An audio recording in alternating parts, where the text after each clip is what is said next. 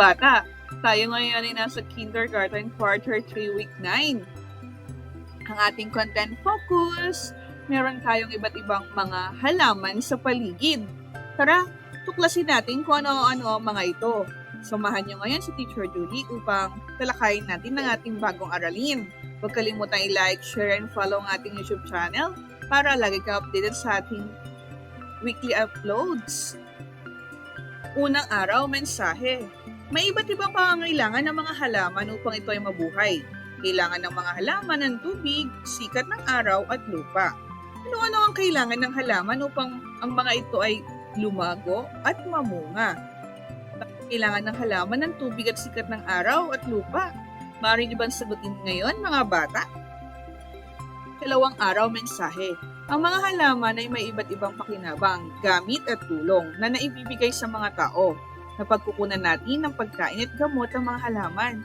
Tulad ng dahon ng bayabas, ito ay ginagamit bilang herbal na gamot sa mga sugat. At ang sunod naman natin ay ang lagundi. Ito ay ginagamit bilang herbal na gamot upang panlaban sa ubo. So, ano-ano mga pakinabang o gamit ng mga halaman para sa mga tao? Maaari niyo bang sabihin ngayong araw? Ang mga halaman ay may iba't ibang pakinabang, gamit at tulong na naibibigay sa mga tao. Napagkukunan natin ng pagkain at gamot ng mga halaman. At nagagamit din natin ang bahagi ng halaman bilang kagamitang panangkap sa paggawa ng kasuotan. Tulad ng barong at saya at mga damit. Nagagamit din natin ang bahagi ng mga halaman bilang kagamitan tirahan tulad ng paggagawa ng isang bahay kubo.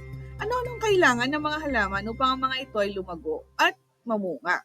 Ba't kaya kailangan natin ang halaman, mga bata?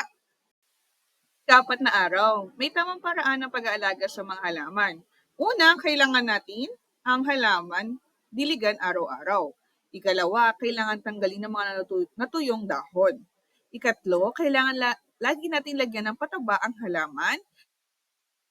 Lagay natin ang halaman malapit sa sikat ng araw upang siya ay lumusog at mamunga. Ikalimang araw, ang mga halaman ay kagaya din ng mga tao at ang mga hayop na itinuturing ng mga bagay na may buhay. Ano ang mga kailangan ng halaman upang mabuhay? Kailangan ng halaman ng araw, ng pataba o fertilizer, at kailangan ng halaman ng tubig upang mabuhay. Ano ang kailangan nito upang lumago at mabuhay? Kailangan din natin silang pangalagaan para sila ay lumago at mabuhay.